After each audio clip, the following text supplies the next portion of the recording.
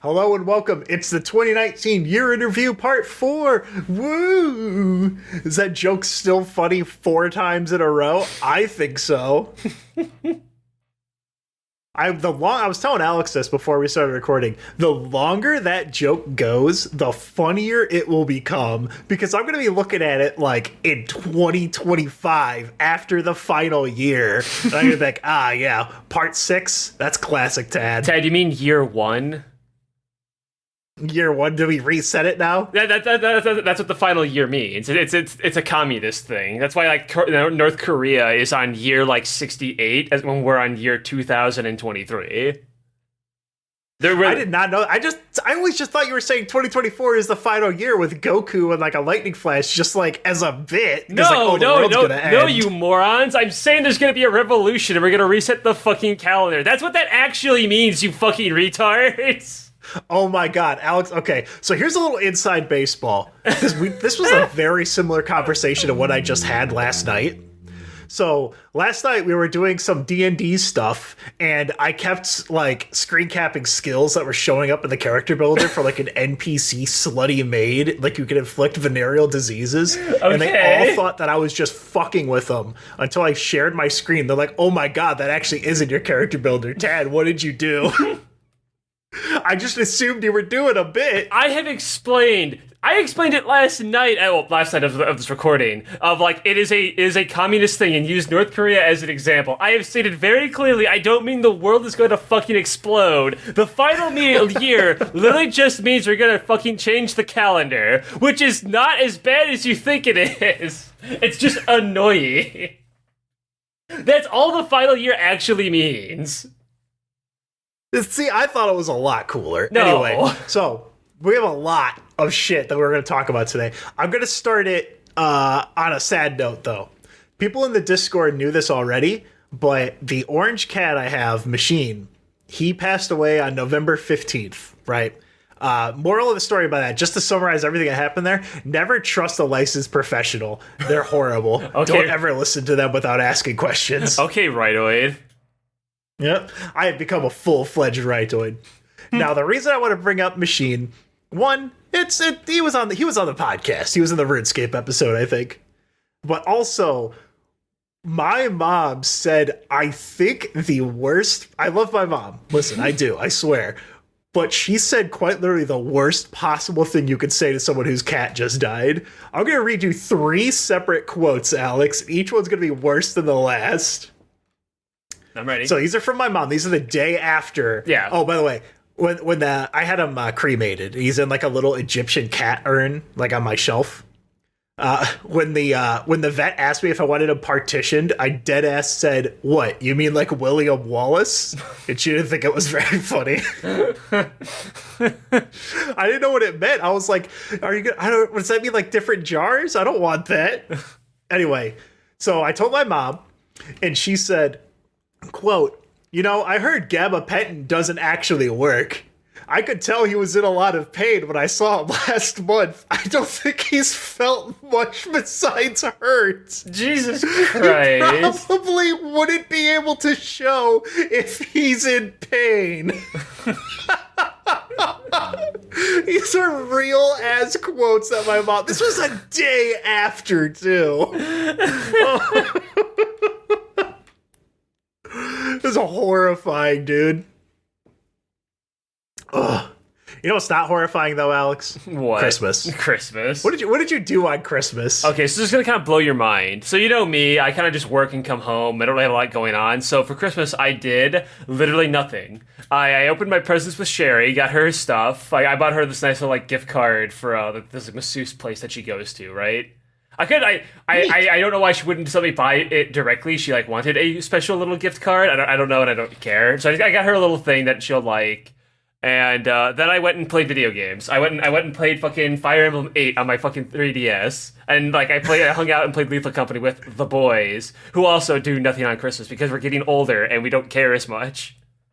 When you play your 3DS, do you just sit in your computer chair, or do you like lay on the couch, like in the living room? I lay on my Chikaroo. I lay on my futon and hang out with my dog, Chikaroo. My golden Dude, retriever. that futon sucks. I mean, that thing is so uncomfortable. Skill issue, bro. I fucking love it, and so does Jake. He loves sleeping on it. I've been taking pictures of my dog like fucking crazy and posting them in the fucking Discord. He is a very, very bad dog. He is a little demon. I fucking hate him. He is so fucking cute though. He has bad manners. He jumps up on you, gets his dirty ass paws all over you. He likes to nibble, but only like on your hands. He'll never bite your face, but he'll bite the fuck out of your hands to play with you, right? He just wants to play all the time because he's a puppy. He's only a little over a year old. And he barks like crazy and shit. He's this little bastard. But then he'll look at you with his little crossed paws with the cutest little face ever, and you'll just be like, "Oh, Jake, you could get away with murder, and it'll be okay." I have a cute little thing actually. When I was talking with Sherry, I was just asking her one day, "Yo, how's the demon doing?" And she would text back, "You mean our angel?" This dog could get away with anything. He's such a little bastard, but I love him. I love him. He could be your angle or your devil. Yeah, it's usually the latter. Or dog. Or dog. Okay, one last thing. Hang on, I want to keep talking about my dog because he's so cute. Sherry will put on TV for dogs, so he's like not bored when I'm asleep. But he'll bark at the fucking TV because he sees the dogs on the TV for dogs, and it'll wake me up. And so I had to wake up and just like fucking turn the TV off and go back to bed. But because he knows that if he barks, I'll wake up in the morning, he'll just bark at nothing to get me up so I'll come and pet him when I'm fucking asleep. In fact, he went into my room one day because I leave the door a little open because he likes to hang out in here sometimes. He comes up into my fucking room, gets up right in my face, and does a little quiet bark. I open my eyes to look at him, and he just starts wagging his tail like fucking crazy because he knows. He just wanted me to wake up so I would hang out with him. He's a little asshole. My friend John's dog would do that to me. I would wake up and the dog was right in my fucking face, and he would like lick my nose. What a good dog. Yeah, Reese's Pieces. That's such a good name. Alex, was there anything else you got for the Christmas season? For me, Alex bought me some Yakuza mid-boss pajamas. Yes, I look like Ricky from Trailer Park Boys. They're fucking awesome. Yeah, I saw it's that. Just silk black dragon Yakuza pants. Yeah, I saw those and I'm like, oh, this is that dude from Trailer Park Boys. He'll fucking love this. And I'm so glad I called that out right. I'm glad you like them. They're pretty pricey, They're actually. very comfy. So, Tad got me some really interesting things. The first thing he got me was kind of based. It is this little metal tin of that Soviet propaganda poster of the guy saying "niet" to the fucking like alcohol. That's like a popular meme on the internet. That's fucking awesome. And I have a question about that I'm going to ask in a little bit. But the second thing he bought me was a little mug that is like a black woman is talking. Listen. Listen and learn. It's a mug. Yeah, a mug that says a black woman is speaking. Listen and learn. I bought that for 3 people. For 3 fucking I bought that for you, my brother, and my friend John. So I have a curious question. This is going to actually lead into a really fun story for you. Now that metal tin, where did you buy it from? Okay, so that metal tin, I got it from like the scariest place I've ever been to in my life. So I went to a bigger city. I went to Bloomington, Illinois for some work stuff, right? Which I'm back to work again. I'm no longer unemployed. By the way, when I was unemployed, I spent a solid 2 months playing RuneScape. Oh. I think I seriously have a problem with that. I've completely uninstalled it from everything. I think I'm actually done. Well, until Sailing comes out next year, but I mean, that's between you and me. But I went to this store, right? And it was like Bargain Warehouse. And I was like, oh, that sounds sketchy as hell. Let's go there. Because we went there for work, right? And then we were going to watch the new Godzilla movie, -1, which was very, very good. But we had like an hour and a half to burn. So I went to this place. I pull up. It's in the middle of like... You've never seen the movie The Road, right? No, I have never even heard of it. The movie The Road is like the most dreary and gray and depressing movie on the planet. And we went to this like mini mall where there was 2 stores. It was all like fucked up concrete, gray, rot, rust. It was horrifying. Okay. And I drive up to this place, and it has rules that you have to read on the outside. It says, like, you will not fight. If you fight or swear, you will be banned from the premises. Do not open anything in here. And I'm like, what is this? So I go into this store, right? And immediately I'm hit with that smell. Oh, yeah? I'm hit with that, like, that Red Cross smell. Or what was Salvation Army? I'm hit with that Salvo Goodwill smell. You know what I'm talking about? Yes, actually, I do. So the way that this was structured was there was a bunch of very unhappy looking people with like dirty clothes, like just fucking throwing shit around in these big like ball pits full of garbage, right? I don't really make it sound like I put a lot of time and effort into your gift, but trust me. I'm gonna say, did you get this shit out of the fucking dumpster? What is this? So I look around and I'm like, Kirsten, I don't know where the fuck we are. She's like super uncomfortable. I can tell immediately. So I grab one of the used IKEA bags that they have and I start going around the store, not sure what I'm going to see. So I see more signage telling you that you're on like CCTV camera footage. It's in every corner of the room, right? Okay. People are like not moving out of the way when I say, oh, excuse me, I need to get through here. Like they're just ignoring me. And there's a sign on the wall and it was like a Sunday, right? And it said Sunday, $1. I was like, what does that mean? Monday, 50 cents. I was like, what? Tuesday, closed. And so the way that this works is they get a big shipment of stuff and then they're closed one day while they stock everything. And then it's like, you come in the day after, everything is $6 and then $5 and then $4 and then $2 and then $1 and then 50 cents. Okay. And so I showed up at like the last day when there was only like Chinese. I think I bought like a bunch of ornaments, right? And they were I put them up on the Christmas tree and I didn't realize when I bought them that all they were like these big dented plastic balls with dirty goose feathers in it. They're all like brown and yellow and they're on my tree because I thought it was really funny. Okay. But I went into the corner away from like the crowd because, by the way, it wasn't like this was sparsely populated. There was like 35 people in here on the $1 day. Okay. And then is 35 like a lot? Is like a small store? Well, yeah. I mean, it was a pretty big amount of people for a small store. All right. And so I went into the corner and I found these metal sheets, and then way in the back, like it had fallen behind like a shelf, and I knew to look back there because I saw a small child poking his head around there at me, and I was like, this child seems like some kind of loot gnome. I'm gonna go see what's behind there. And that's where I found your cool one. I also found a metal tin of a cat wearing flip-flops that said "Sun's out, fun's out." So I have that one as well. I'm glad you got this from an actual, like, dumpster. Thank you. It felt like I was in Soviet Russia at, like, the most populated grocery store on the planet. Well, speaking of Soviet Russia, I have some very interesting news to you. Okay, so people in the chat in the Discord, you guys know that someone on Etsy sent me a fucking... Or somebody in the Discord DM'd me and sent me, like... pinged me like, Alex, you have to buy this item. And it was the Soviet mystery box on Etsy. I'm like, what the fuck is the Soviet mystery box on Etsy? Upon looking it up, there's actually another one that was a little more expensive that had higher reviews. And so I thought to myself, I'm going to buy this mystery box. And I'm going to, like, if it comes in a little package, I'm going to open it up for, like, a live stream for people and see what, like, random shit we get, right? However... Yeah. Unfortunately, it did not come in a box. The item just came in a little package that was wrapped up, made entirely out of Scotch tape. And upon reading this, what was interesting is when you buy this off that little guy's Etsy page, it says all money goes to like Ukraine and shit, right? Blah blah blah, the war.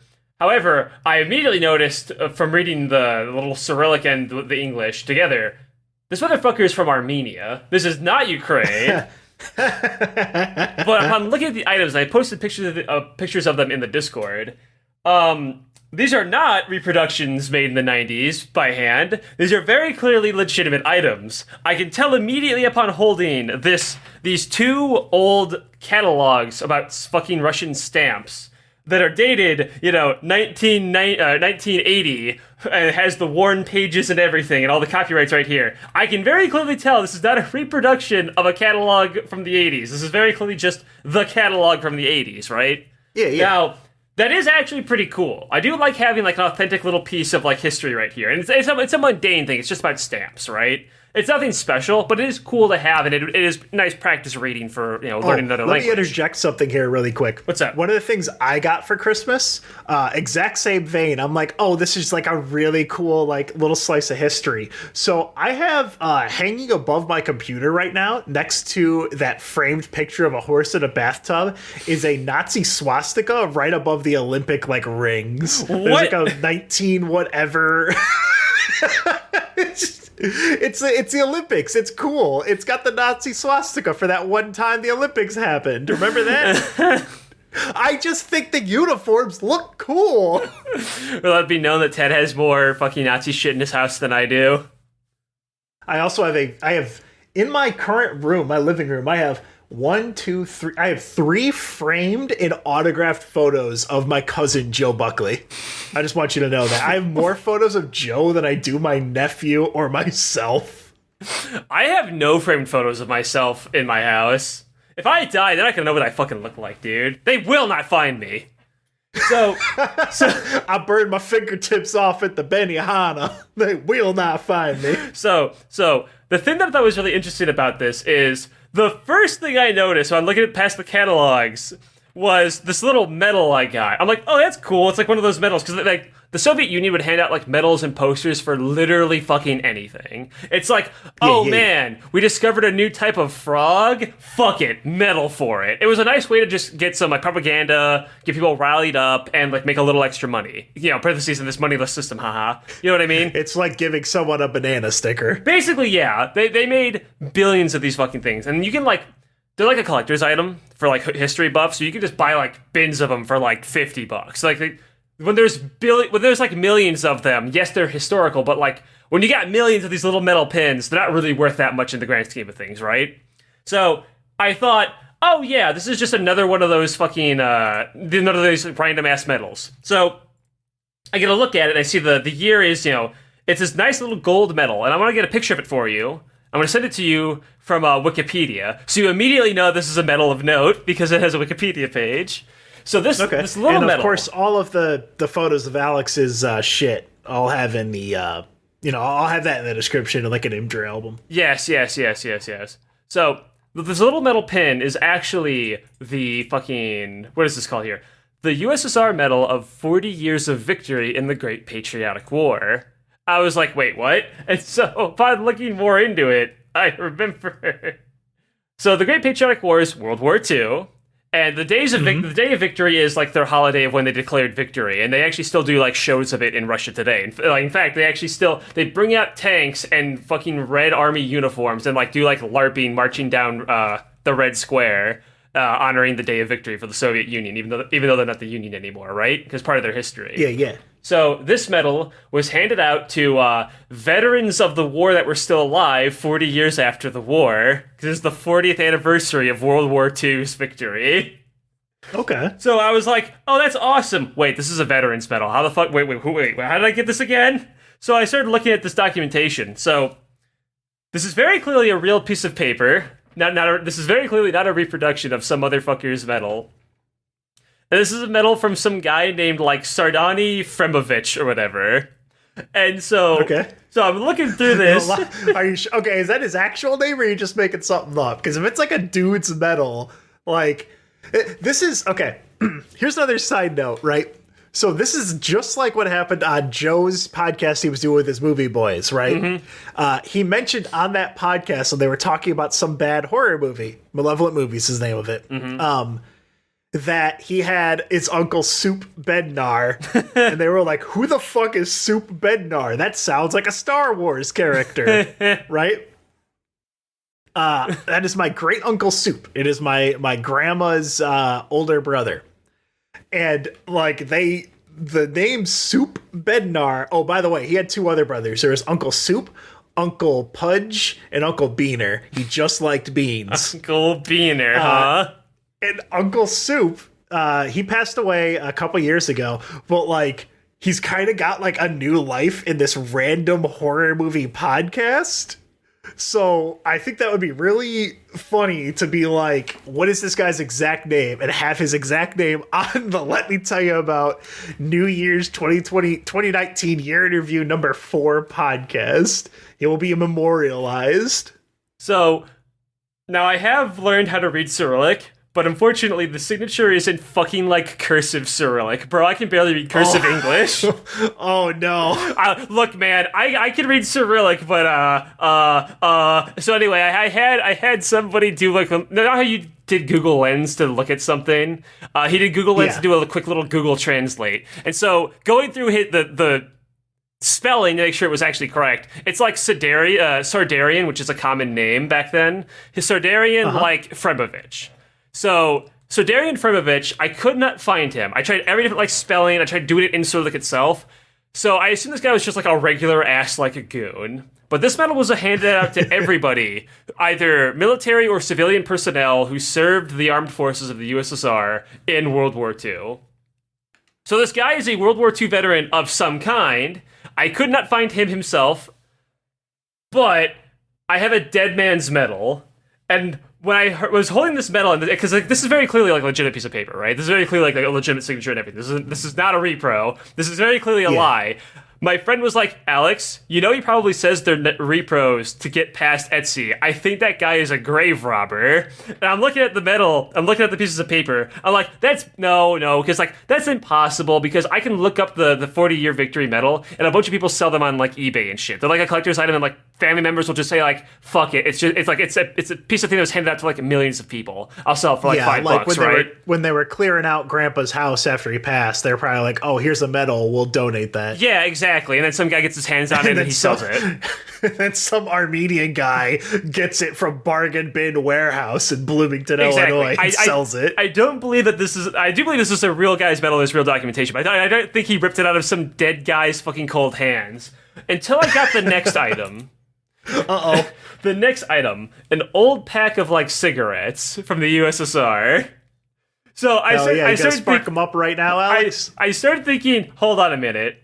There's a little tiny little watch in here too. This little watch thing, an old medal, some catalogs, and some smokes. I think this Armenian guy stole from a dead body. I think I'm gonna get haunted by the vodka ghost. So that's sick. What are the cigarettes? So the cigarettes are called like fucking Ladzor or some shit. Ladzor. I can't pronounce it right, but basically it's Ladzor. So Ladzor fucking whatever the fuck these things. These are some old ass cigarettes from God. What fucking year did these come out here? Does it say on the fucking box? 1997. Okay. 81. These are 1981 cigarettes from the USSR. This is an old, and it's very old. It's very clearly these are some old ass old cigarettes in a rat plastic bag. 1981. You might be able to use that to if you really wanted to buckle down. You've got like a 4-year gap now that you could try and find this guy, because those cigarettes you wouldn't be able to get them until at least that year. Well, I mean, the catalogs themselves are dated 1980 and 1981. So I know that both of these come from these are literally all like things from the 80s. I can time date all of these things from fucking Mr. Fremovich here. But when I was talking about this to my friend was like, Digger was talking about, his name is Digger, was talking like, Alex, you have a dead man's, I think that guy actually stole some shit. You better like report that. I'm like, no, I don't need to do that. I think you're doom posting. I can find 1 billion of these on eBay, all right? I don't think this is from a stolen man's body. But when I look at the cigarettes, I start giggling and thinking of Dracula Flow, and I'm going to steal jokes from our Discord, from Boder and Blaze. This shit ain't nothing to me, man. We smoking that Soviet shit that gave Gorbachev his birthmark. Last time I got this high, I won the space race. This shit ain't nothing to me, comrade. This shit put that space dog in me. Microwave. We smoking dung beetle. That pack sent me straight to the Soviet trenches. The ops can't do shit to me if I already got lung cancer. We're 10 million deep in this bitch like communism death toll under Stalin.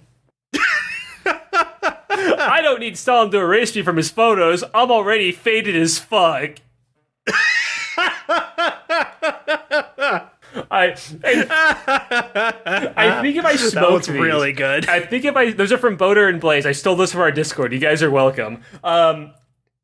If I smoked these, I genuinely think there's like asbestos in these. These are from the 80s. I think these have lead in them. Aside from the fact that they're probably just rotten, I think this will fucking kill me. I think I will see God. I found a pack of a whole ass case of cigarettes. Camel cigarettes when I went to the thrift market right around Christmas when I was doing some last minute shopping.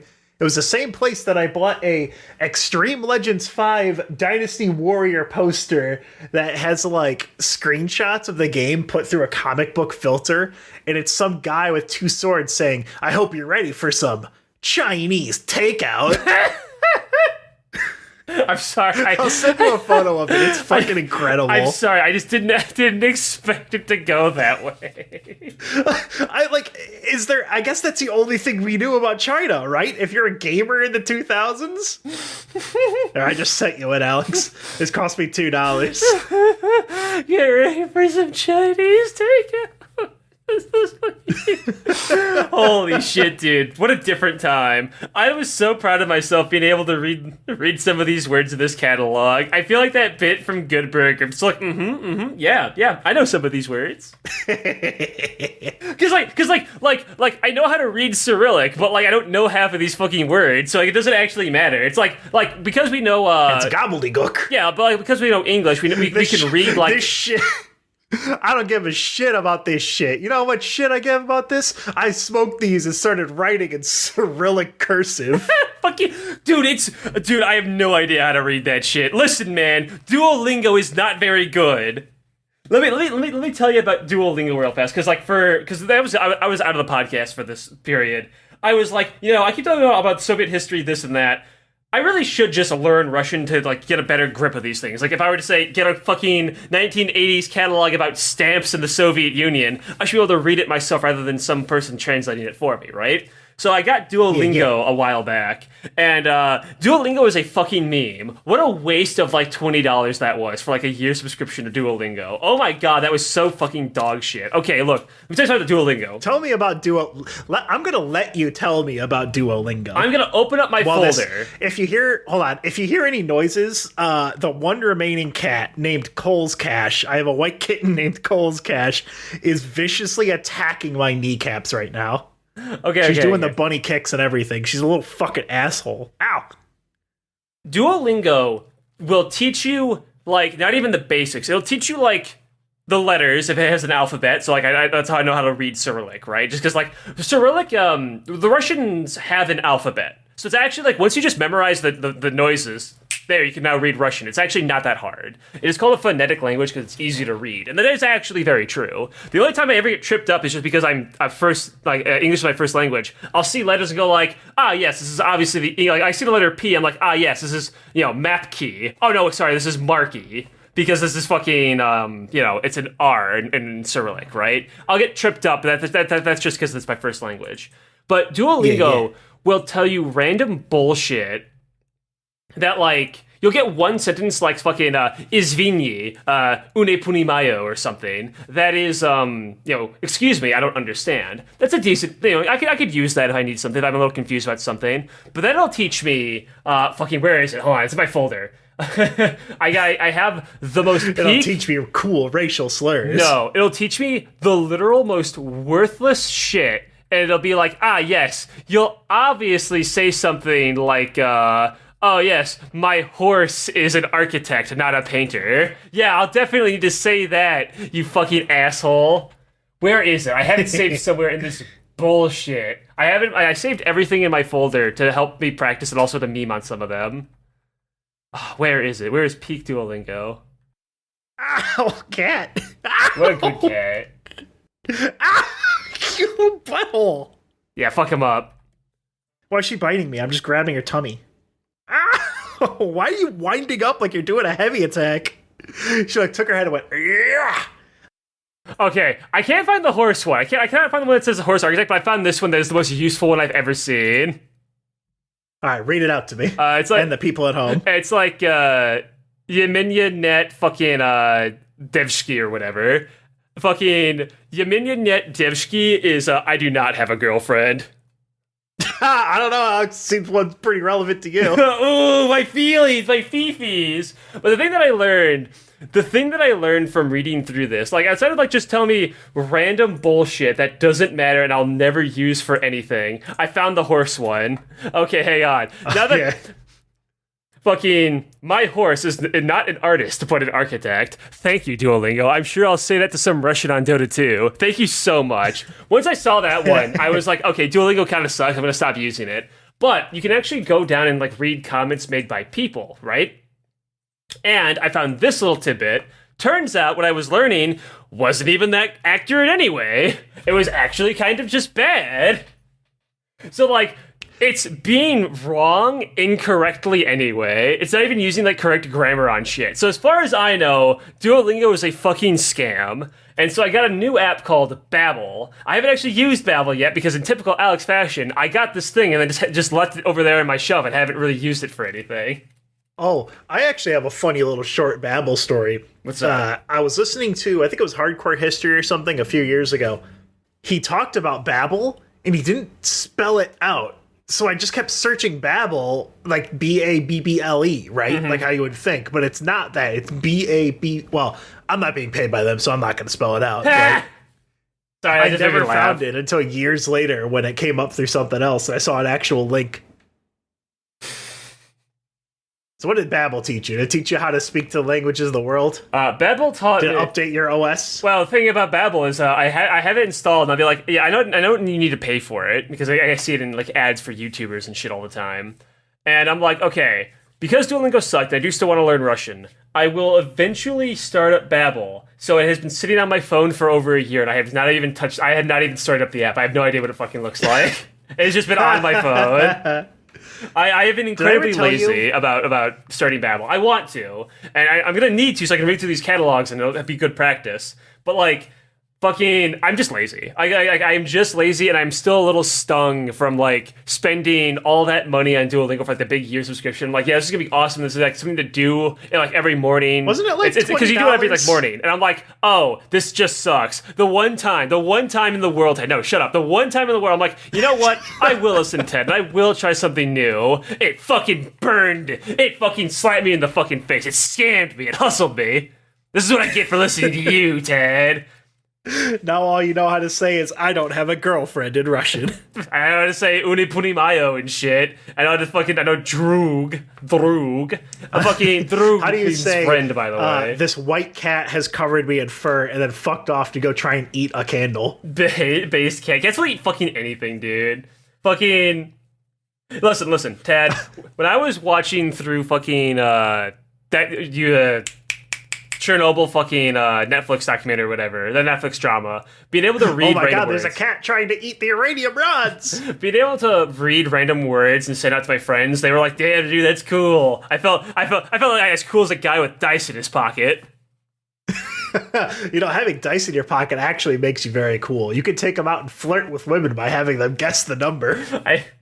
So anyway, outside of getting engraved, robbed Armenian goods from some Russian guy who died in the fucking trenches or some shit, who lived 40 years after the war and then probably died some other time because it's the fucking USSR, died from the Hungry Hammer.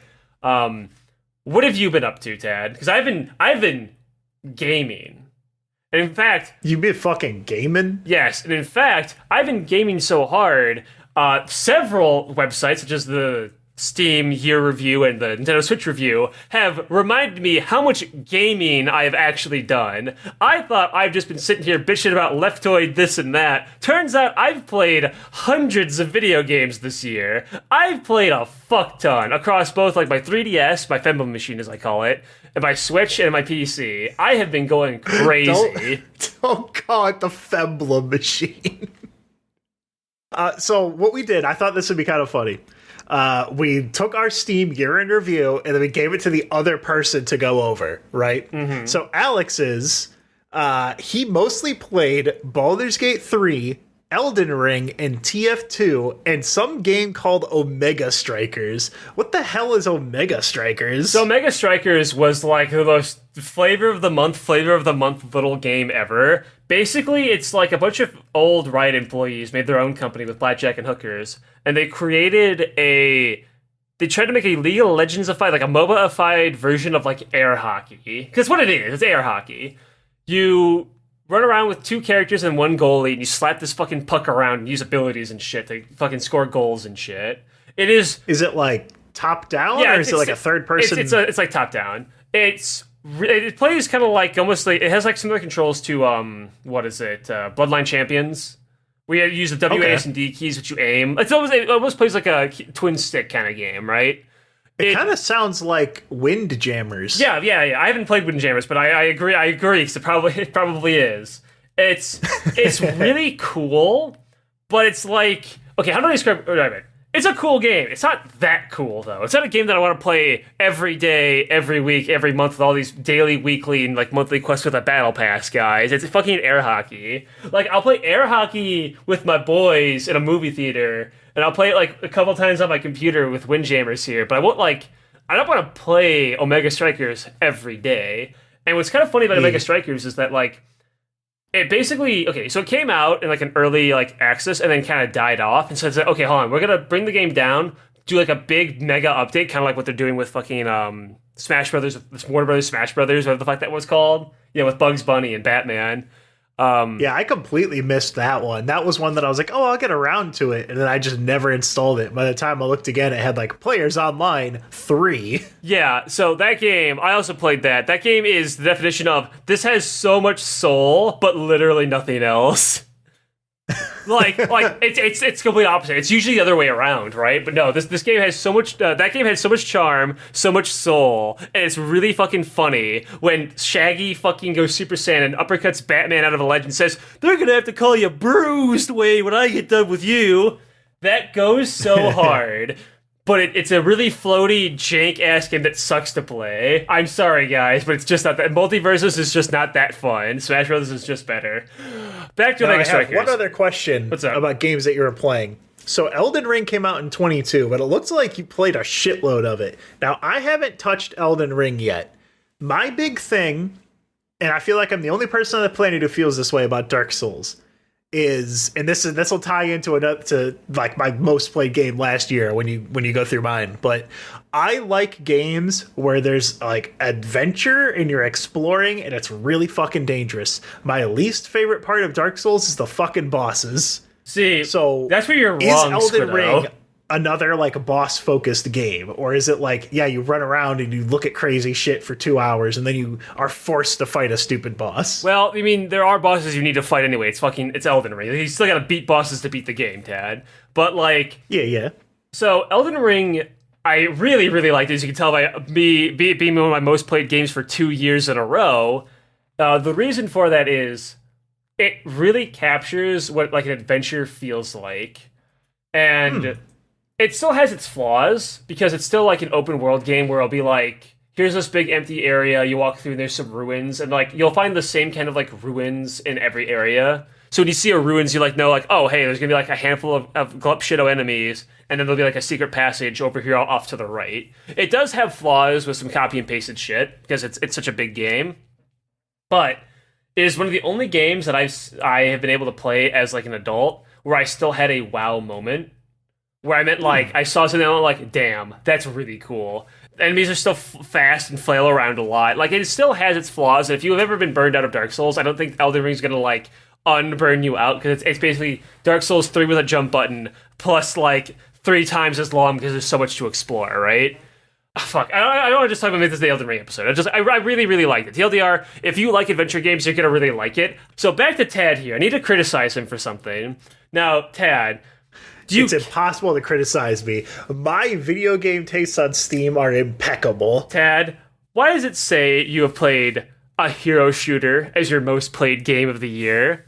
Care to Because explain that's Team Fortress 2, baby. why is Team Fortress 2 considered a fucking hero shooter? That makes me unreasonably fucking angry. That triggers my autism like nobody's fucking business. I've also happened to notice you played a lot of action roguelikes, MMOs, which I have a sneaking suspicion your MMORPG is RuneScape, a dungeon crawler, which I have a sneaking suspicion is also RuneScape, a card battler, which I have a sneaking suspicion is fucking Marvel fucking Snap, and what the fuck is 1990s? That isn't a genre, Steam. It's a fucking year. I'm pretty sure. What were my top 3 most played? I'm pretty sure it was TF2, Legend of Grimrock 2, and I don't remember what the third was. Okay, so it's Legend of Grimrock, TF2, and fucking SteamWorld Dig 2, which I will once again shun you for. Bro, what the fuck is SteamWorld Dig, and why are there like 4 of these games? Nobody plays SteamWorld Dig, bro. Who the fuck plays SteamWorld Dig 2? As not even who plays it so much it's their 3rd most played game of the fucking year. I should add, you have played this game 35% of your entire fucking time on Steam, but you played it on your fucking Steam Deck.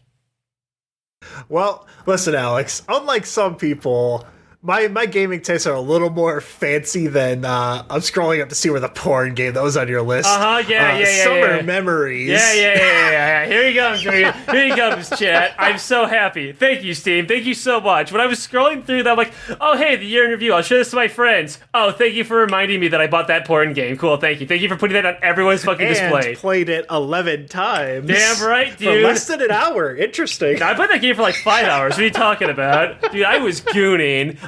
Like nobody's fucking business. What do you expect me to say, Tad? You worked against the Batman. What do you expect me to say, Tad? I was like, oh no, that wasn't me. Nah, fuck it. Actually, I wasn't slapping my hog to that. Nah, fuck I was it, admiring dude. the art.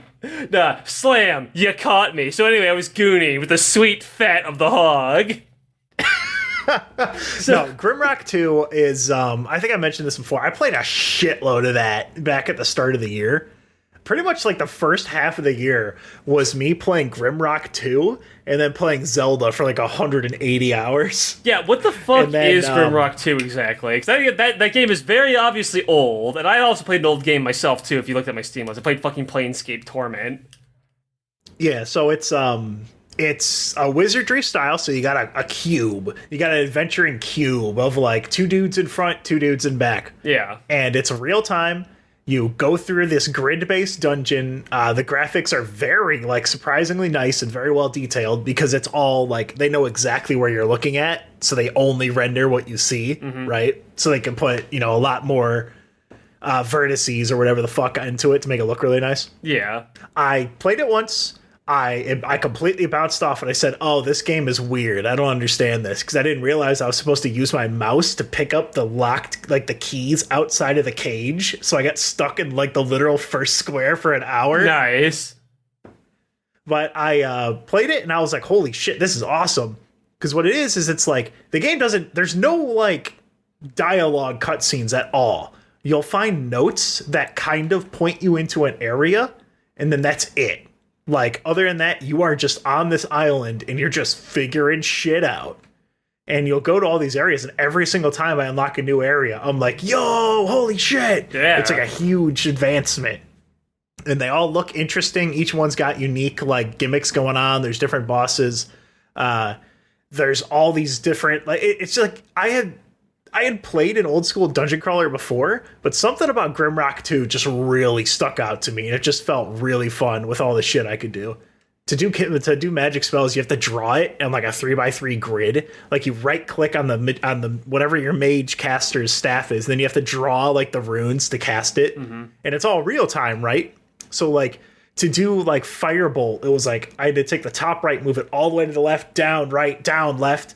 And I had to do that. And if I fucked it up, he would fizzle and the spell wouldn't come out and I would just waste the mana. So I'd be like in a situation where I have my dude up front, like I'm holding right click on his shield to charge up that ability. I'm switching to the rogue's offhand to throw the bomb, switching it back so he gets his shield. And it was just good. It was very, very good. Like, dangerous exploration is my favorite genre. SteamWorld is It's like a whole series where they have a bunch of different SteamWorld games. Yeah, I have them on my 3DS, even though I haven't played them yet because I just keep playing Fire Emblem. SteamWorld Dig. I played the first one. I really liked it. The second one is more of the same. You're in a town, and it's like a Metroidvania, but like you dig down. So you dig down into the mines. You get like gold, and you get shit, and then you go back up and you buy upgrades. And then you'll find little caverns that have like little challenge like puzzle rooms and shit, and you just keep going down. And it's got like a nice thing because like naturally once you kind of get full on all the minerals that you can have, you'll find like a tunnel. Like you'll get like a little bit deeper in, you'll see a few new enemy types, you'll see some more stuff, and you'll go back in, you'll talk to all the NPCs in town, you'll get your upgrades, you'll get your new unlocks, and then you go back down into the mines. And you just kind of keep doing it. And it's just like a pretty solid game. Like it was just like a very good platformer. And then Team Fortress 2 is the greatest video game ever made. I mean, yeah, pretty much. I have no argument there. Now, there's a game that I played that technically didn't come out in 2023, but I played in 2023. I think you would like. That's Outward. Oh, I was going to say, I'm the only person on Steam who has the first played in 2023, Skyrim. Because I think I played 11 minutes of Skyrim before this year. I never really touched it at all. I mean, Skyrim was the last video game ever made, Ted. You're missing out. So Outward, you told me a little bit about this. Was this the one that like was super duper open world and like barely developed, and you could like jump around in like these poisonous areas and shit? Well, it's not that super duper open. There's like 5 areas and then like DLC areas and shit. But it is really, really, really, really open. And it's a game where you don't ever level up, in a sense. You can gain extra health in certain parts of quest lines, but like, you can play that game for 100 hours, and that bandit outside the town is still gonna fuck you up no matter what. Because he hits you with a sword. He hits you with a fucking sword. You're gonna die. It's a game where it plays like shit. It looks like shit. It sounds like shit. I put like 70 hours into that game. Because it really captures what it's like to just walk through places. There's no fast travel whatsoever. So when I need to go from point, like, this first town through the swamp to get to the fucking second town, with, like, the religious town, I gotta walk the whole fucking way there. You're gonna spend 90% of that game time holding down W and the shift key, and your kid just gonna go like... Like, oh no, sorry, he's a little exhausted. I'm gonna take a quickie sippy of some water, some oiter. Oh, because not only is this a like fantasy kind of game with like little like the goblins and shit, but it's also a survival game where you gotta fucking stay warm in the winter, stay cool in the summer. You gotta sleep because your character can get really tired. You can get dysentery, start shitting yourself, and shit like that. Hell yeah. Let me explain this game really quickly. So Seth did a video on it, but he doesn't do it justice. So the game opens up with these guys being like, hey, because of the blood debt, you owe us like 300 gold or we're gonna repossess your fucking house. And so you're like, okay, well, I need to go get 300 gold. So you do some like generic quest, like go into this cave of fucking troglodytes and steal their like big mushroom thing and give it to this person. Go take care of some bandits and sell their shit, you know, little things like that. So I'm like, I got this. I run up there with my Dark Souls roll, get fucking clonked by some fucking bandits who just sprint at me and fucking beat the shit out of me. And when you die, you don't die. You have a defeat scenario. So the bandits can just strip you of all of your wealth and dump you outside of town, or they can kidnap and fucking enslave you. Guess what happened to me? So I wake up in the mines, and I'm stuck in the mines in slave rags and a pickaxe, and I have to work off enough money so I can then like move on to other jobs in the place and then escape. So I'm stuck here just wasting time as my blood debt date fucking approaches as I'm just mining away with fucking like scraps of ore. And I tried talking to the other prisoners about an escape. They say, you can't escape here, dude. If you try, they're gonna throw you down the hole. And there's this fucking big pit with like a bunch of blood coming out of it over like the side of the fucking dungeon. So I work. So did you get thrown in the hole? So here's what happens. I make my way through like getting their trust up and like selling them scrap, you know, like earning my way to like do other things. Like, okay, well, you can, all right, slave, you can go start doing some other jobs for us, like working in the infirmary or like cooking us food and shit, right? So I do that, immediately sneak past them to go to the fucking hoard room where they stole like all their stolen shit, get my loot back, sip up a bunch of fucking get up my mana, drink a bunch of energy drinks to get untired from all my slave work, get high on some fucking just snort some fucking cocaine. All right, I'm ready for my escape. I get my claymore and I fucking kill 2 bandits before a fucking samurai comes out of the fucking door in a full fucking sprint and fucking kills me, and then he drags me off into the hole and throws me down the fucking pit. And the defeat scenario of being thrown down the hole is you fucking tumble down through the hole, your bones breaking every single step of the way down as you tumble your way down the hole, and then you fall into a pit of because it goes to the ocean or whatever. My dead ass body fucking drifts off a shore, and I wake up naked, still battered and broken, but alive. I get up and go, oh my god, they took my fucking backpack, which had all of my other shit put into it. So now I'm actually just fucked at the start of the game. I walk down the beach and there's a giant fucking lobster, and he fucking looks at me, opens up his claws, shoots out a lightning bolt, and fucking kills me. And so then I wake up back in the town because if you have hard mode turned on, every time you die, there's a 1 in 5 chance that the defeat scenario is you die and your save file deletes itself. Luckily, I was not playing on hard mode, so you can never actually die in normal mode. You just keep getting your ass kicked, and you'll be teleported randomly to these defeat scenarios, right?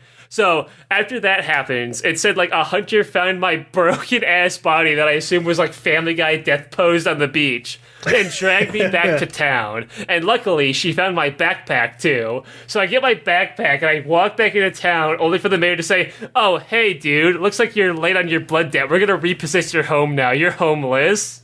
I'm like, "Okay, cool, thanks." So in order to survive, I just start scrounging up random berries around town and make a campfire in a little tent outside of town. And because I can't cook up fucking potions normally, I save up gold by just getting some fish, buy a meth lab, and start cooking meth out of my meth tent in the center of town. And so if that game hasn't sold you already, I don't know what will. Because this game is really just, this is just going to keep getting worse for me, isn't it? Actually, I'll say it's like Funger, but less cringe. Yes, basically. Actually, I have one more story about the game. I needed to go to one of the towns to there's a main quest line in the game, and you have 3 different factions you can join, and they have their own quest line. When Seth says the quest 5 quests long, he doesn't say that those quests all take 10 fucking hours each because you're running around everywhere very slowly. So I go to the swamp. This was the first area I went to. I entered the swamp getting fucking disease from eating some eggs I got from a fucking beast. So I have dysentery. A wolf bit me and I have an infected wound and I'm losing health. I am shitting my pants constantly. And then I enter the swamp. The swamp hits me with the most beautiful fucking music I've ever goddamn heard. As I walk up and these fireflies surround me and glow around me, I'm like, holy shit, this place is fucking awesome. I step into a poisonous puddle in the swamp because the swamp is poisonous, and I become poisoned. I'm now bleeding, poisoned, dysentery, and shitting myself, and have an infected wound as these fireflies buzz around me. And while they look pretty, they actually attract enemies because I am now open in the middle of the fucking night, right? And a fucking dinosaur fucking starts charging my ass and roaring at me. I go, oh fuck! And so I start to sprint down the road because it says if you follow these lights to these glowing white sun statues, it's this path will illuminate the way for your pilgrimage to the holy city. I'm like, oh fuck! And so I'm just running around grasping at my side as my doo-doo ass leaving a trail of dookie. Yeah, as I'm just running past this fucking dinosaur that's fucking chasing me will not leave me alone. And then the worst shit happens at the crossroads of the fork in the road. Bandits show up, the scariest enemy in the fucking game, and they fucking charge my ass. I Dark Souls roll, hitting the ground and leaving a fucking stain of shit as I roll. And then it's like that part from Indiana Jones where he rolled onto the sand dune and shat himself. Yes, but there's something I learned from dodging that guy's attack. He hits the dinosaur, and then the dinosaur hits him. enemies can fight each other. I make a plan of kiting these fucking bandits and dinosaurs around until they kill each other, loot everything off of the bandits, because remember, I was like naked. I lost everything to the other bandits. I take their shit and like their hammer, I just run around the town, constantly being chased down by fucking bandits and dinosaurs and these fucking things. I'm like, okay, I got this down, I can make this. I walk up, a fucking Anubis thing with psychic flowing, like flying green jade swords flying around its body, walks up to me, fucking does like psychokinesis to summon the swords to fucking shake the fuck out of me and kills me. And I go, what the fuck is that doing in the fucking swamp? And then I died again, waking up, and it turns out that some bandits came across my dead body and stole my backpack again.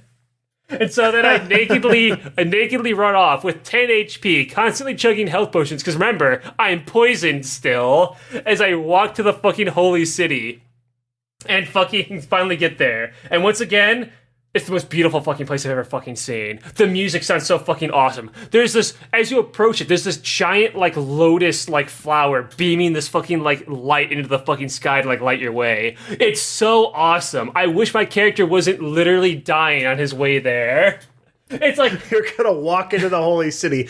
You're gonna wake up after some holy bandits found your backpack. Yeah, basically. The game is about just getting constantly fucked over. It does... If you're not playing on hard mode, it does play a little softer with you, because, like, I say they steal your backpack is always, like, near you if you go and find it, and even, like, that situation where, like, they stole it and then threw me down the hole, when I died again, you know, the lady brought me in the backpack back to the town, right? So, like, if you can't find your backpack, it will find you because of video game mechanics. So the game is not as hardcore as it might initially seem, unless you die a second time, because there are certain situations where bandits will steal your items and throw them in a chest, and if you die again, then those items in that chest are gone. Your backpack's safe, but the chested items, not so safe.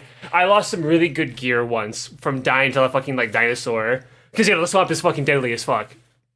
It's like... It kind of reminds me of my favorite quest in RuneScape, it's called, like, the Underground Pass. It's a completely different quest from everything else that's in that game, where it's like, here's this area that's very dangerous that you have to go through, and there is no point on which you can, like, bank. You have to go through all of this shit. You have to, like, you go in, and you have to, like, slowly learn what items you need, because you have to keep leaving and coming back. Mm-hmm. And there's, like, only one spot of reprieve where you find a bunch of dwarves way in, like, the bottom of a bottomless pit, and a dude will, like, make you pizza, right? Okay. But, like, that's it. Other than that, you're entirely on your own. There is no bank. You are by yourself, and it takes, like, an hour to do the quest.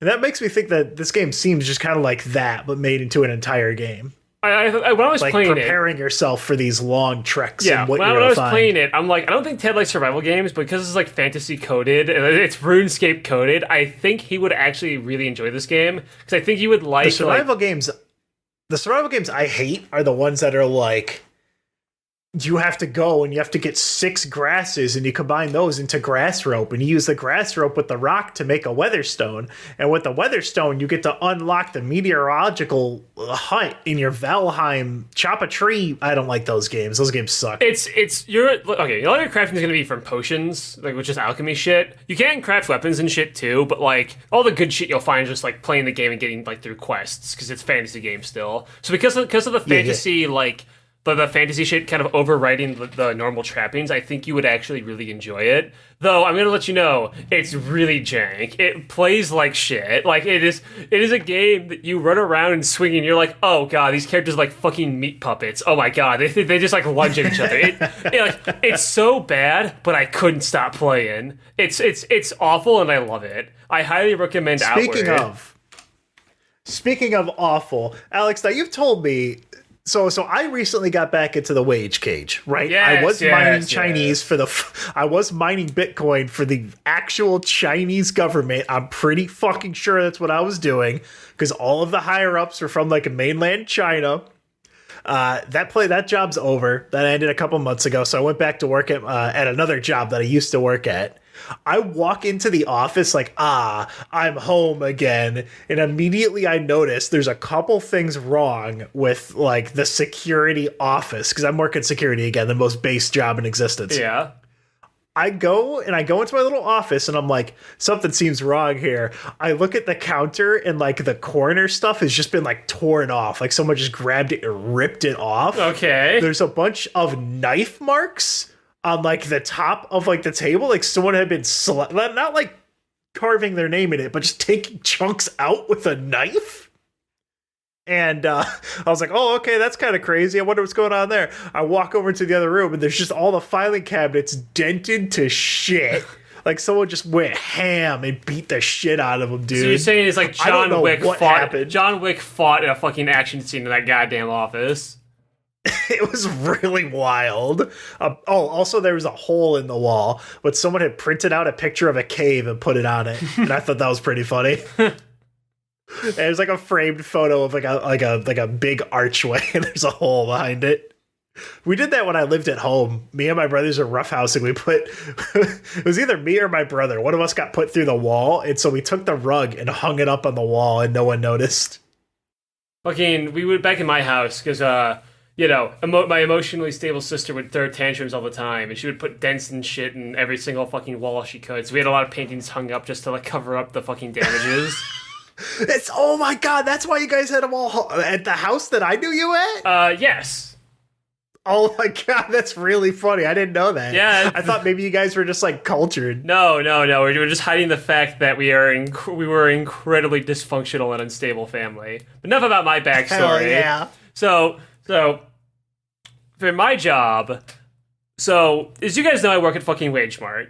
I'm a little Wagie in my little cagey, and I've been seeing a lot of people constantly post the Walmart salute on Twitter and in our fucking Discord. So I'm going to just lay it all bare here, all right? I'm going to lay it all out for everyone to hear about the fucking Walmart salute. Explain to me what the Walmart salute is. Okay, so all of those videos are really old, okay? I know, crazy.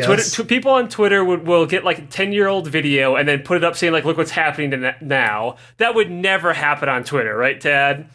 But yeah. Tell me the fucking videos. Okay. I need to know the Wagie salute. What is it? The Walmart salute is the fucking boss will get together, like, all right, guys, we're gonna start. It's the start of the day in our meeting. Like, all right, guys, we're gonna start the day off with a Walmart salute. Let's do it. And we're all like half-heartedly go like, yeah, or whatever. It's like the most miserable, humiliating thing we've ever done. We haven't done it since I was an overnighter. So like, unironically, that thing is like almost a decade old. All right. The Walmart, I don't remember how the salute goes because I didn't give a shit about it. I was the emphasis of that fucking Andrew Hussey comic of like, come on, lazy bone, let's do the silly bones dance. I'm not a lazy bones. I just think the silly bones dance is fucking gay. So I don't actually remember what the salute is. So you don't remember the 1, 2, 3 Walmart. It was longer than that. 1, 2, 3. It was a little... What? Oh, that's fucked up. It was a little longer than that. We had to do this whole thing. It was like, oh my god, it was like as cringe as the Pledge of fucking Allegiance, Ted. It was really fucking bad. It was so humiliating. We all hated it. I'm Googling the full Walmart salute. I don't remember it because it was just like a thing we did at the start of the day. It was so mundane. But like, I want to set the records bare. Yes, I have done the Walmart salute once, and no, we don't do it anymore. However... However, we had another thing we did that I want to talk about that no one ever talks about. We had this thing that we were trying to do to boost morale because it was that bad at one point called Fun Fridays. Oh. So you already know the office skit that's about to play out. So Fun Fridays were not very fun. Hold on, Alex. What? Alex, tell me if this is correct, because holy shit, if I had to do this, I'd probably burn my Walmart down. Alex... Ding, ding, ding, ding, ding. Wages. You're needed in the frozen aisle. Give me a W. Oh my god, there's poses too. Give me an A. Yeah, Give me an L. Yeah. Give me a squiggly. Yeah, Give me an MART. Yeah, that's the salute, by the way. What? Yeah, that's what we did. I'm sorry, Alex, hold on. Give me a WAL, give me a squiggly, and then it has a parenthesis. Here, comma, everyone sort of does the twist. End parenthesis. Who's number one? The customer. Holy shit, Alex, how did no one bring a gun to your store? Oh my god. Okay, so let me explain. Corporate will like to change things up every few months to pretend that they matter. And so at one point, corporate was like, let's do the Walmart salute and really boost morale. And they tried making us do that for like a couple of weeks, and we got rid of that quick. The Walmart salute lasted for like 2 weeks. I want to let everyone know, all right? Yes, it was real. Yes, I did everything Tad was doing, but no, we don't do it anymore. Did you do the squiggly, Alex? Did you sort of do the wiggle? I did a little half-hearted hand gesture. So I'm sorry, just the idea of you, like, I could be pushing carts right now. No, this was I was tightening your grip on the Walmart crowbar when they ask you to do the sort of twist. This was overnight. This was when I was just a stalker. This was when I was just a Wagie. This was overnights. This was before I became a cardie and learned my true calling in life. So okay. So in overnights, I want you to understand the scenario. I want to make this funnier for you, Ted. All right. Now imagine you go to we do this in the break room. All right. Because we start every day at 10 p.m. We all go into the break room and we do our meeting of like, hey guys, you sold this much today. Here's the plans. You're gonna be working in this area. We had like a setup, right? Meeting, blah blah blah. And they would do, all right, gang, let's do the Walmart salute. Give me an A. Imagine 10 p.m. overnight people who are all in like their fucking like 40s and shit, and me, who has never given a shit about anything in his fucking life, all being forced to pretend to be peppy for like fucking 20 seconds. It is a bunch of zombies. I can only imagine. Give us a W, and you're just giving him the fluoride stare. Give me an S, and he does the little wiggle. It was just people going like zombies. It was fucking miserable. It was so humiliating. And I think they kind of knew that. That's why they stopped doing it really quick. Now let me tell you about Fun Fridays. In response to how miserable we are doing the Walmart salute, they tried to make us do Fun Fridays. Every Friday we'll do something fun. So what was You're entitled to one Fun Friday banana. So they would do like, let's do like a fun little trivia thing before we start the shift for like 10 minutes. We'll just sit there and do like a movie trivia of some bullshit or something. It was just like bullshit. You know how everyone groans and you pull out Cards Against Humanity at a fucking party? It was basically the Walmart equivalent of that, but you couldn't bring out Cards Against Humanity because that's too fun, I guess, for Fun Fridays. They would do some bullshit where like, we did a game with trivia. I don't remember what it was about, but I remember I won. They gave me a big thing of Reese's Peanut Butter Cups, and I was like, fuck yeah. Hell yeah. But what was the history on? Oh, it was on World War II German generals. Yeah, I don't remember what it was about. I think it was something about like movies or some shit. I don't fully remember that because it was like, again, this was like a decade ago. We did this forever ago. I've been working at this Walmart forever, by the way. So the other thing we did that I do remember being like a really weird thing, I have no idea why we did this. Near the end of the night, when we were basically just done with all of our work, because when you're an overnighter, we still closed the store at one point. And so we're still like... Were you pushing carts overnight, or were you like stocking? I was stocking. The only time an overnighter would push carts is if the other guys like needed help. Remember. I've only been a cardie for 5 years. I was an overnighter for way longer, way earlier. I've only been a cardie for 5 years. Us cardies. Hey man, I love carting. I love being out there listening to shit on my radio. You know what? You make fucking more than I do right now, so I can't say shit. Plus, the real shit, I just like being outside. Like, now that I've tasted being outside, when they asked me, like, they only did this, like, twice, but when they had asked me if I could help them inside the store when it was, like, storming out and, like, or it was late and I was done, I would just be like, I'm gonna be honest with you, I'd rather just leave. And I would just take out my phone and use PPTO to clock out early rather than help them with their shit. Because I have told them to their face several times, I just like working outside. I can't go back inside. I can't go back into that concrete prison.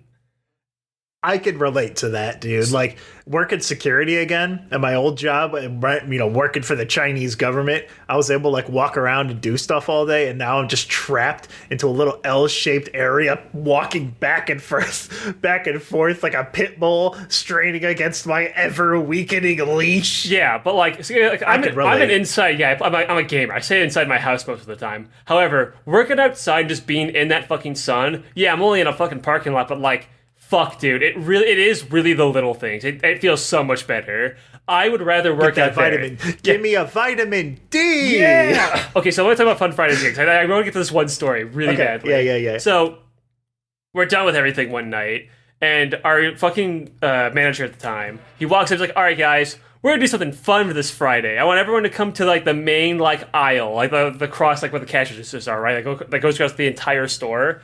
Where the tower used to be. Yes, the actually. remnants of the tower. Yeah, this Elden Ring ruin. This is a pre-tower era, by the way. But look, we don't have the tower anymore. I want to get that. We got rid of the tower after like a year.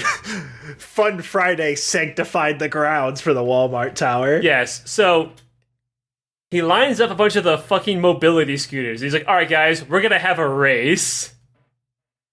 So I'm like, what?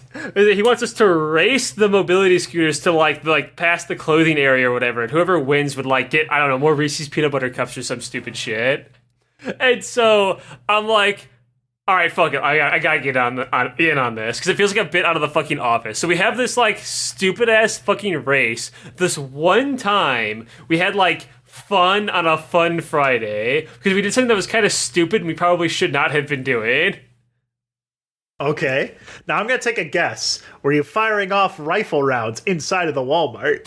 No, but I'm glad you brought that up. So I have I have a really unfortunate story that happened to me this year. So wait, so hold on. What was the Fun Friday event that you were doing? Racing. We were racing the mobility scooters across the fucking store like a bunch of morons. Okay. We were racing them like go-karts and bumping into each other. It was fucking awesome. I'm sorry. I think I must have disassociated for a second there, thinking about the Walmart dance. I'm sorry. Yeah, you're still having the mental image of me doing give it a squiggly. Well, we were just go-karting in fat carts, and it was like really fucking stupid. But honestly, it was kind of funny because it was just like it's something that like you would do as a kid, right? It was unironically Fun Friday was fun that one time because you were breaking rules for once. But anyway, hell yeah. But anyway. The bad story. So, as you guys know, being a Wagie during the Christmas time is really busy. Everyone's busy. The airport's busy. Stores are busy. The fucking delivery people are busy. It's a busy holiday season, right? We all know this. We all get through it. We all work through it, right? Understandable. However, what if I were to tell you that some motherfucking 11-year-old boy went to the Overland store, our like sister store down the way, right, and burned it down? What if I were to tell you some motherfucking retard ran in and bought a flare, because we sell flares apparently at Walmart, and lit it up inside the store. It then fucking landed on like a bunch of that fucking firewood we have in the hardware section, which is where the flares are also sold, by the way, and then lit up the fucking store. Which day of the week was this? This was like a fucking just Monday or some shit. Like I was off It was work. a late Fun Friday. Fucking honestly, dude, it was fucking okay. So I go to work one day. I'm like, dude, what the fuck? Why is it so fucking busy today? Like, I know it's Christmas, but it feels like we're getting twice as many fucking customers. And my buddy Adam, he's my coworker. He's my other Curdy. He's like, oh, dude, didn't you hear? Overland caught fire. I'm like, what? And so he tells me the story that I just told you. And the store did not burn entirely to the ground, luckily. However, they had to close down the store for the repairs because of the intense smoke and water damage from like the fire department. So we were getting twice as many customers the week before Christmas. I want you to understand how much I wanted to die. All of us, every single one of us, like even my boss is like, dude, we got like 300 fucking K today. Corporate is gonna be so happy, but fucking she's like just smoke like just a whole like fucking whiff of her cigarette. She's like, fuck, dude, this fucking sucks. It was so goddamn busy. There were people fucking a double everywhere. crowbar weekend. Yes. I was so fucking annoyed. I took like no goddamn breaks instead of lunch because I have to. They literally at one point forced me to take my fucking lunch because I am a hard-working Wagie. I am intensely dedicated to this fucking incredibly simple Sisyphus-ass job. Mostly because it's just, dude, I just like walking around, all right? I just like getting exercise and listening to shit about my fucking thing. Imagine if Alex, like, got redirected to doing something else. Because there's a lot of jobs out there that are like this, like working in the parks department or something like that, right? But it requires you to have, like, a driver's license, right? And, like, Sherry's Sherry's not good at driving. I don't even know if she has a license. She might just be driving without one. Driving, oh, listen, I'm going to give everyone this break. Driving, if you didn't get started early, is a massive pain in the ass because you have to have access to someone that already knows how to drive and has a car and is willing to spend like upwards of like 15 hours teaching you how to drive. That's a significant time investment. I actually do already know how to drive. I learned to drive when I was a teenager. I just don't fucking like doing it. Well, you can fucking work somewhere with a car. You can go fucking work on trees and shit. But I like what I'm doing. It's right there, and I'm making more money than apparently people in the U.S. military. Thank you, U.S. military, for paying less than a cart pusher at fucking Walmart, by the way. Thank you. Thank you for your service this holiday weekend. So anyway, so we were being swamped. It was fucking awful, and I'm so happy some fucking kid, like, just caused problems. And so the store, luckily, it's still up, and they opened up the grocery side so you can like buy food and stuff. You just can't go to the GM side, aka general merchandise, where they sell, all the Christmas shit. And what sucked too for me is this personally stung me, not because I had to work 3 times as hard dealing with like 300,000 people a day or whatever, but because they kept buying all the Christmas shit, and they bought all my Christmas candy that I like to buy. I couldn't buy tins upon tins of peppermint bark this year. Do you know how many bags of gingerbread cookies I got to eat this year? Fucking one bag, because they sold out fucking That's instantly. fucked. Like, because you couldn't buy Christmas shit at Overland. It caught fire. You couldn't go there. All the Christmas shit was burned up. Ho ho ho! Santa screams as he melts into the fucking ground. So like, I couldn't get it. I couldn't get shit. The only thing I have is this little fucking, this stupid. You hear that? The stupid little thing of fucking soft peppermint stirring sticks, because actual candy canes are sold out immediately. My life is hell. They stole Christmas from me. And it's not the work. They Grinched me, Jerry. It's not the work. It's the fact that I could barely buy any peppermint stuff. They sell peppermint hand soap, by the way. I bought some of that. Alex, do you know that you could just like buy candy from places that aren't fucking Walmart? Did you know that you live in like your state's capital city? Like, you could just go to like Herkenham and Durkam's candy store and buy peppermint bark. You could buy that shit off. You could buy fucking drugs on Etsy, dude. Tad, you could buy mushroom-filled chocolate truffles on Etsy. Tad, you can't buy bongs on Etsy, but you can buy bongs off of eBay. Do you know what I was doing on Temu the other night that they put me on a fucking list? I was looking up a bunch of World War II shit on fucking Temu to see what would show up. Now I have a side note. I'm gonna stop everything about Christmas. Tad, what the fuck is Temu, and why is everything $4 or less on Temu? So, from what I understand, it's because of slave labor. Okay, awesome. So, I know a little, I don't know if it's Temu or Temu, but my nephew for Christmas, he bought me a knockoff Lego Zelda Hylian shield, where they took like a Breath of the Wild like image that was like 200 by 400 pixels and fucking blew it way up. It's all artifact as shit. Nice. I love it. And then like a Legend of Zelda sword that uses like these weird Legos that are like really pointy at the end. I don't know why. No, it's Temu's wild. But you know what else is wild, Alex? So we're on my last 2 subjects, right? Mm-hmm. So I'm going to give you a couple questions, all right? And I want you to tell me if this is true or if this is false. These are things that may or may not have happened to me this year. Okay. All right, first question.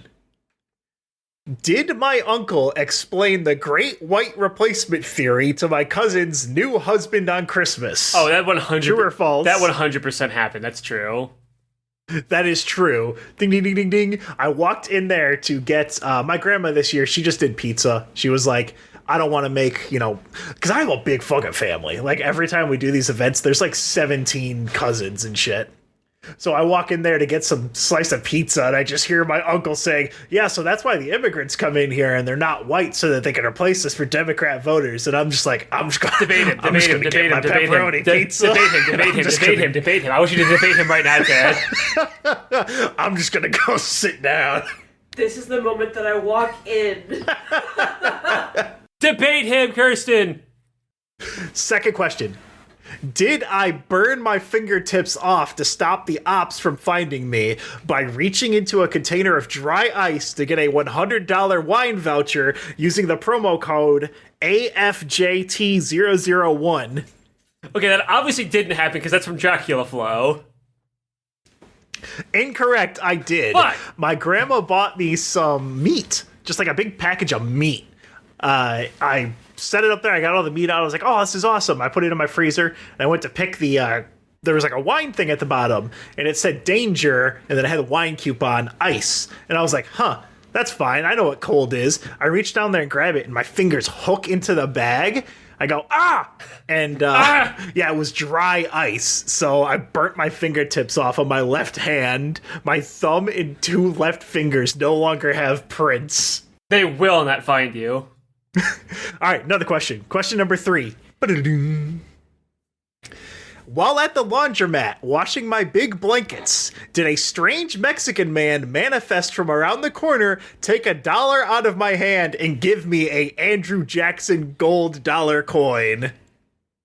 That happened. Yes, I went there to do my laundry. He gave me a gold coin. There was no way for me to redeem a gold coin for the washer. I had to go change that for 4 quarters again. He didn't say any words to me. He just gave me the gold coin. All right, Alex, this is the last one. All right, number 4. Did my local comic store guy, who I have not been to his store in months, call me and leave a voicemail telling me that a strange man had showed up, given him a dirty piece of paper that said, please contact Tad Becker, I need to talk to him about the things that have happened in the past. Is that true or false? That is 100% true. I don't know this man, and I am too fucking scared to ask. I checked my phone yesterday. This was yesterday, by the way, at work, and I just see a fucking voicemail that says a strange man has left a dirty note for you, Tad. Please call me back. This is Steve from Metropolis. I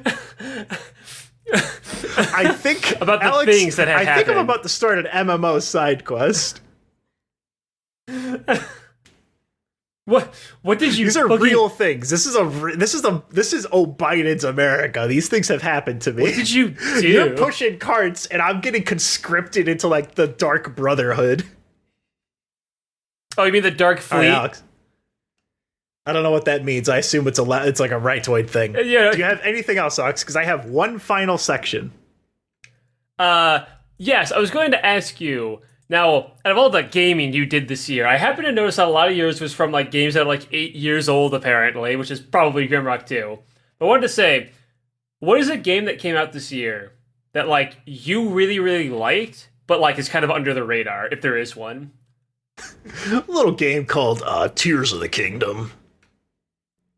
See, no response. Understandable. Well, okay, I just scoffed. I'm just like, yeah, he didn't really play. According to his Steam stats, he barely played anything that was actually new this year. So you know what? What does he actually fucking know? What does he know other than playing I Am a Fish on his Steam Deck for 22% of his fucking total playtime?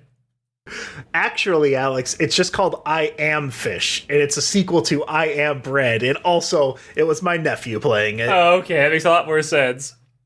But what I was going to say? A game that came out this year that I have been playing, it's a game that just came into existence. I'd never heard it before. It's called Mahjong Soul. So what the fuck is Mah-Shong? You sent me a fucking picture, and it's just like random Chinese letters. Yeah, I sent him, I think it's Triple Dorah, all outsides. I had 111999, face, Triple Dorah, and all then a outsides. single South Dragon. So, from what I understand, after being a Mahjong expert, because I've played 4 games, Mahjong is poker, but with Mario Party bonus mechanics. Okay. Like, there are certain there's certain win condition hands that you get. Every turn, you're dealt a tile, and then you can discard a tile. And then if I discard a tile, the person to my right can go, hey, give me that tile. Okay, I've got 3 of a kind, 4 of a kind. I set it off to the side. My next win condition, if I come up with one later, I'm going to get a multiplier for having, like, whatever thing I had. Like, I had 1, 2, 3. I stole your tile, set it off to the side, whatever, right? Yeah. You're basically going for a certain compositions of hands And you can make it riskier, but more rewarding if you're really close to getting that hand, but you take points and set them off to the side. It's public information, but now I'm gonna, it's very fucking complicated, but it's surprisingly fun because there is a lot of just fuck it, we ball that you can do. Like, at first I was playing, I was like, oh, okay, this is kind of fun. And then I hit Ricci. I was like, okay, what does this mean? I have Ricci on the screen. They're like, oh, fuck. I was like, okay, that sounds good. So what you do with that is when you're one tile away from winning, you basically just take one tile from your hand. You go, all right, bet. If I get my card that's not this tile, if they pull, and then it goes around the table, right? And if anyone plays that tile, I win. Then it tallies up my points, and I just get them directly from that person. If I naturally draw the winning tile, then everyone loses. Oh, okay. And then I win. So it's basically impossible to read and like horribly like confusing because the Mahjong Soul that all like the VTubers and shit are playing gives you every single like advanced tactic possible. But you never actually use those in like a real game unless you're like an old man who's been playing for 35 years. Yeah, because I know they have like Mahjong parlors and shit over in like the Asian regions. It's like it literally is their poker. Yeah, it's very much like a gambling game. Like that, I completely understand because there's certain cards. I keep saying cards. There's certain cards that are like, I have this tile. Like I have, let's say, to get Ricci is like the main thing. It's where you have 4 groups of 3 sequential tiles. So you have like 1, 2, 3, or like it's like number wise like that. Like it could be 1, 2, 3, or 4, 5, 6, or 7, 8, 9, anything like that, right? Yeah. Or it's of the same number. Like I have 7, 7, 7 of like sticks or whatever, which is like 7 of clubs, right? Yeah, 7. Because there's 4 of each. Yeah. So you try and get like 4 groups of 3 sequential things, and then a double of anything. And then if you do that, you win. Right, like that's like the base hand, and then there's a bunch of extra bullshit you could do, and no, it was surprisingly fun. That's the only other like game that I haven't played anything that came out new this year. I'll be honest, besides like my fucking Bing Bing Wahoos, right? The only other one would be Fortnite. Like I got into Fortnite when they added Funny Peter Griffin, and it's actually pretty fun. I was shocked and disappointed in myself. Yeah, well, a lot of the problems I had when I brought up Fortnite a long time ago, because I remember like. When I was playing that was like season like 6, 7, and 8 I was complaining about with all the chores and shit. This is Fortnite like chapter 4, season like 8, right? Like, this is years later. The game has changed a lot, and a lot of what I complained about with chores have been kind of reorganized and made a little better. They still will have like a quest or some bullshit like that, but it'll be like one thing rather than like, hey, half of the lobby is just doing mini games and not actually playing. Now, like 90% of the quests and shit are just get a kill with an SMG, get a headshot, go to this area and fucking open chests. Like now it's things that you are actually going to be doing anyway. So it's a lot better. I do greatly appreciate it. Yeah, it's a much better system because like I'll play it and it'll be like, deal damage to NPC enemies using this type of gun, and it's like, okay, well now. If everyone else is fine with it, we'll drop it in these specific areas. There's an actual reason for me to choose these rather than just what's mathematically the best one. Yes, right? yes. It is way better. They've improved the quest system a lot. I am actually a lot happier with it. You also gain a fuckload of EXP because like I have not been playing that much Fortnite and I'm already like level 30. So it's like whatever. I found AFK battle arenas. You go in there and every 15 minutes it just gives you points. And I just went on there last night and then went to bed. And I got like 60 billion points. Peter Griffin will be mine. So the game that I played this year. Do your thing, and then I have how I'm going to cap the episode. Yeah, so the game that I played this year that was kind of under the radar is a game called Clash Artifacts of Chaos. If that isn't the most scrungo game you've never heard of, I don't know what is. But God, dude, that really is a because like Clash makes me think of like a shitty like card game.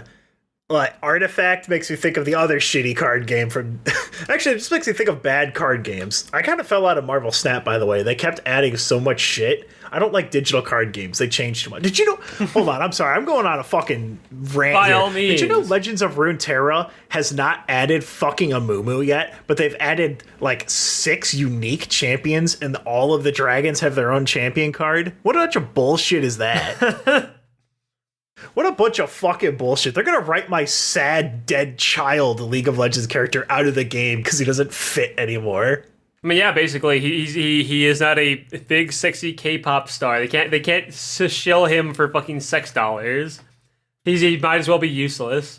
So, with Clash, I really don't know why they didn't title this, but Tad, this is Zeno Clash 3. What?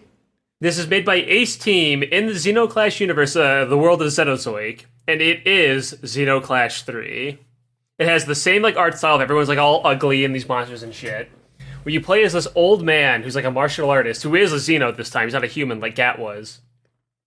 Who finds this boy, this little bird guy, and he is taking him on like this big adventure. Originally to go just sell him off to this big like evil lady, but he doesn't like that evil lady, so he kind of just hangs on to the boy, and they go on this like adventure together, fighting off Gemini and her goons. And it's really, really cool.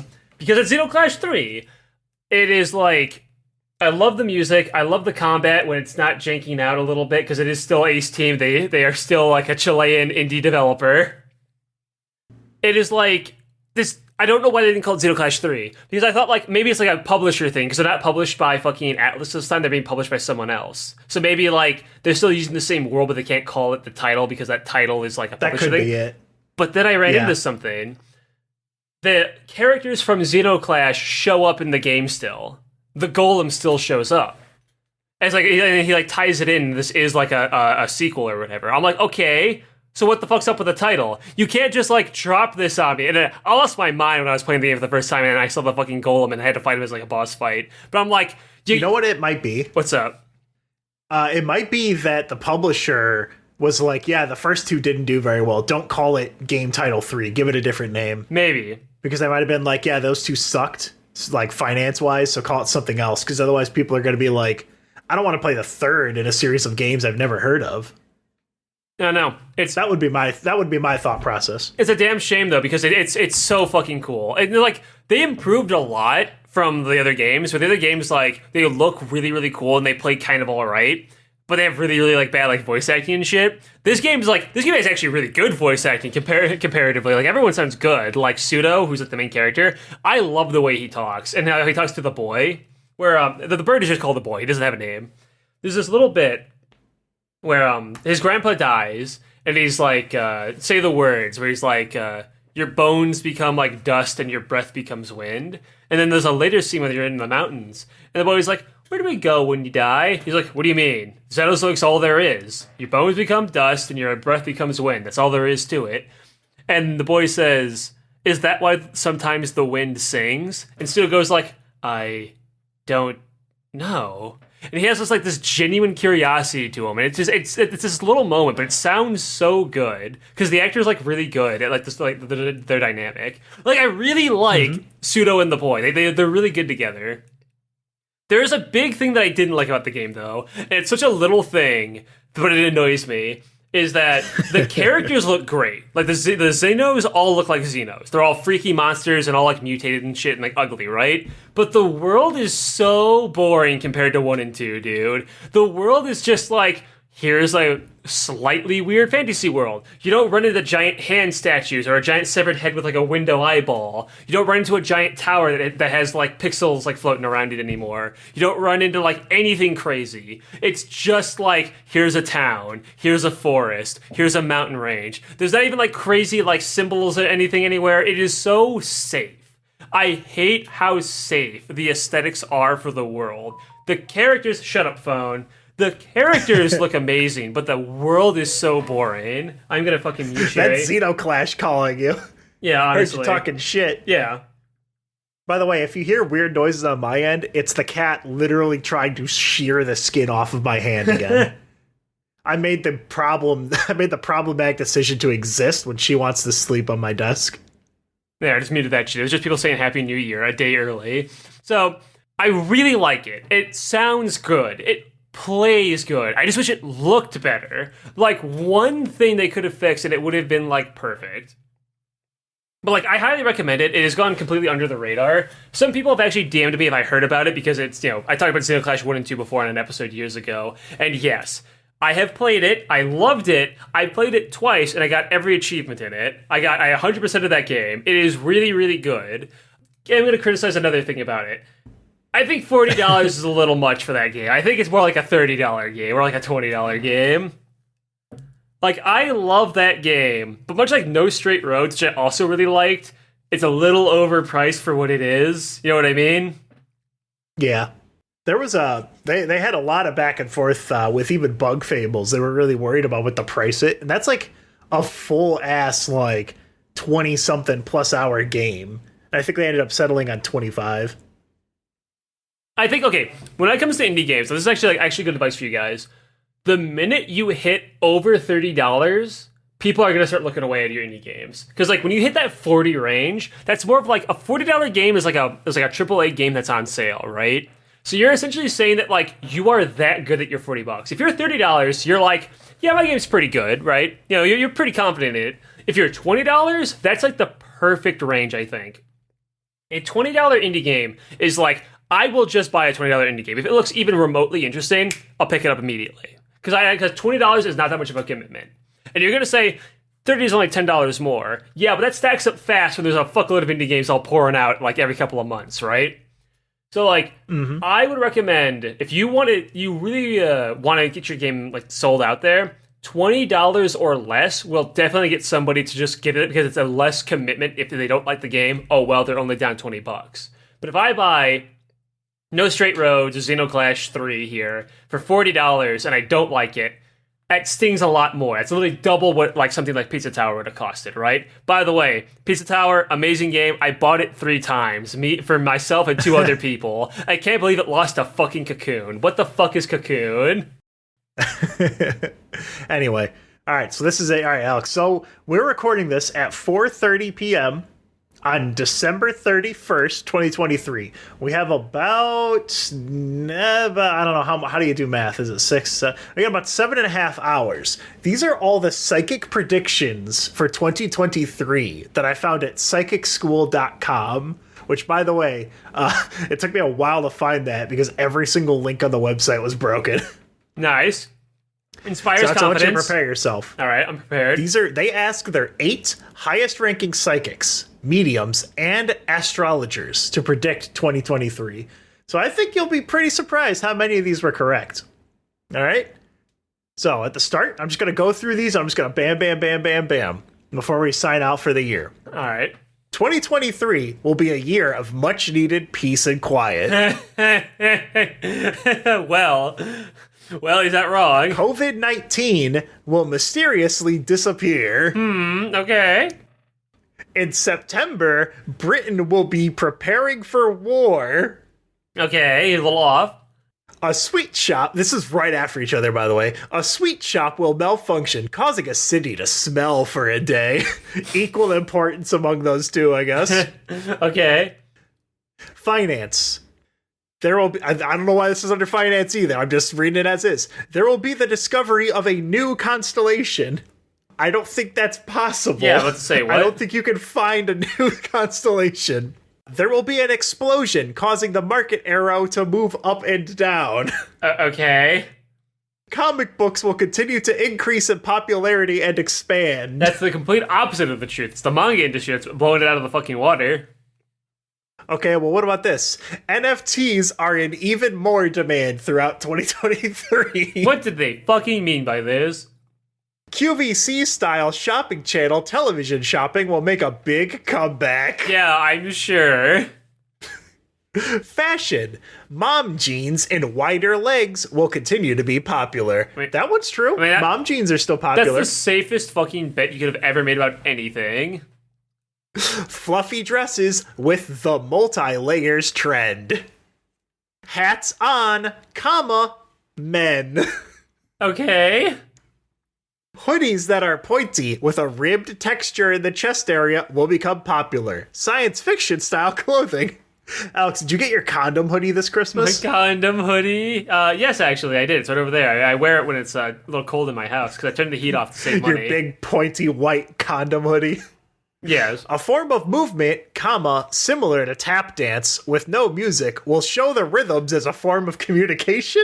What the fuck did he mean by this? Is this like from a robot? Worms in the month of July. Is this from like ChatGPT pretend to be a psychic? What the fuck is this saying? All right, here we go, Alex. This one I had labeled as uh-oh. Telepathic communication will become more widespread as people are looking for ways to communicate truth, bypassing the media's lies. Dude, a group is trying to cut out parts of the U.S. Constitution in November 23. It is associated with a blue color politically. Uh-oh, SpaghettiOs. I believe everything this psychic said because it's everything I wanted to hear. The Antichrist will be rising to political power in a way that is evident, maybe even supernatural. Only some will see this. Do you know that they theorize that Chris Chan is the Antichrist? I believe it. No, you mean Mr. Beast. Mr. Beast! Justin Trudeau, Prime Minister of Canada, is wearing a mask to conceal his intentions. He keeps switching masks and no one sees his true face. Although people think Trudeau disagrees with China, he is seen dancing in unison with the leader. Something is changing hands behind the scenes. What did they know? That would... What did they know? This one, the U.S. President Joe Biden will have a stroke. Joe Biden will experience a health crisis with memory loss. Joe Biden will step down from his role as president. In the USA, right-wing militia will pop up all over the country and patrol things like borders. Well, left-wing groups will form militia groups. This escalations of tensions could lead to a form of civil war. Bro, the final year. It's gonna happen. It's gonna happen. This is gonna be an exciting 7.5 hours, I'm just saying. All right, that's all I got for this year. Are you excited, Alex? Bro, are you excited for 2024, the final year? Yes. The final year, the year where the revolution will happen, the calendar will change, and also the Wii U and 3DS internet services will completely shut down. You know the worst part about the final year, Alex? Yeah. 2 years from now, I'll have to call the episode 2019 Year in Review minus 2001. That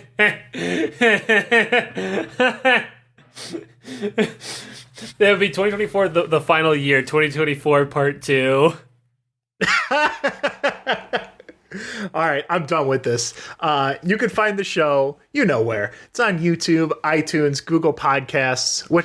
Google Podcasts got shut down. It's on Spotify. Facebook podcast, I think, is still up. You put this shit on Facebook podcast? Yeah, I mean, they asked me if I wanted to. Alex, how do you think we got the number one entertainment-based podcast in Uganda? Bro, I sent you that email, didn't I? We are on Transparency Tube. We're labeled as a far-right podcast because we put this shit on Facebook. Fuck yes. Now, there's one thing. There's one call to action for the end of the year. I want you, my handsome. Is that a new hoodie? That's so pointy and ribbed. Shut up. I love it. I want you to go onto iTunes or whatever obscure ass like topgoodpodcast.ru, and I want you to leave a 5-star review with your own predictions for the final year 2024. The final year 2024 worm. They're gonna do 2024 and just have a picture of a fucking horse. Oh yeah, that's the other thing. If Alex posts anything political in the Discord, you have to horse him now. You have to horse react it. Oh yeah? Shut up, bozo. Pregnant man reaction. Ah! Alright, goodbye everyone.